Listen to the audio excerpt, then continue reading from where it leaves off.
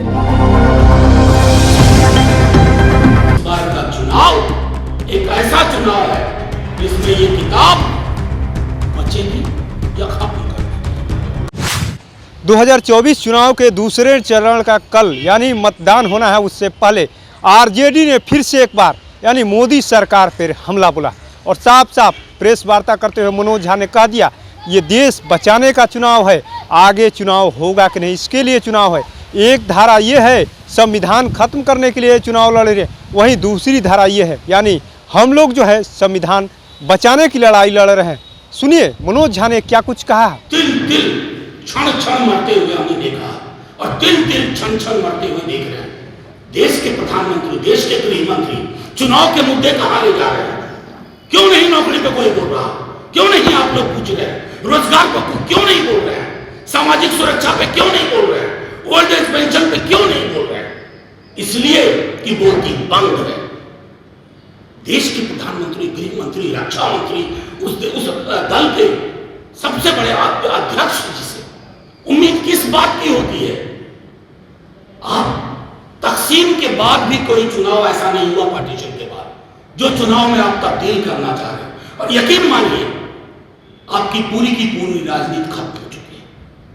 जब आप इन मुद्दों पे आ गए ना, जिन मुद्दों से हमारे अवाम का की थाली का कोई ताल्लुक नहीं है, इसका मतलब आप हार चुके हैं।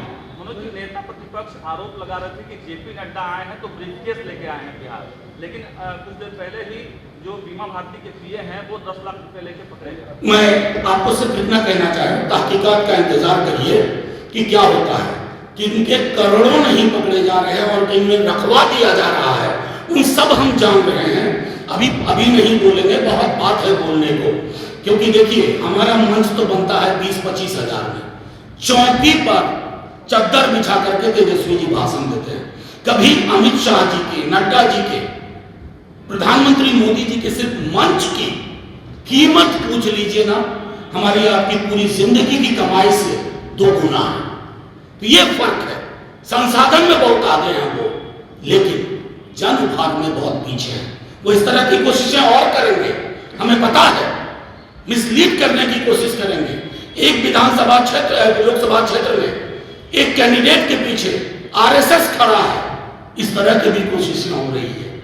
लेकिन हर समाज को पता है इस बार का चुनाव एक ऐसा चुनाव है जिसमें ये किताब बचेगी या खत्म कर दी जाएगी। तो आपने सुना किस तरीके से मनोज झा ने साफ साफ कह दिया है कि ये देश बचाने का चुनाव है। वहीं विजय चौधरी के बयानों पर पलटवार करने के लिए साफ साफ कहते हुए नजर आ रहे हैं कि विजय चौधरी की आदत यानी पढ़ने की आदत खत्म हो गई होगी। फिर से एक बार वो पढ़ ले कि हमारा जो मैनिफेस्टो था 2020 का, वही मैनिफेस्टो उन्हीं के सरकार से हमने यानी जो कहते थे कि नौकरी कहाँ से लाएगा, उन्हीं से हमने नौकरी दिलवाने का काम किया। और हमारा जो मैनिफेस्टो है बिल्कुल, अगर उस मुद्दे पर वो लोग आ गए यानी जो मुद्दा है लोगों का मुद्दा है, उनकी वहाँ पर राजनीति यानी नरेंद्र मोदी की और एनडीए की जो है राजनीति वहाँ पर ये लोग की खत्म हो जाएगी।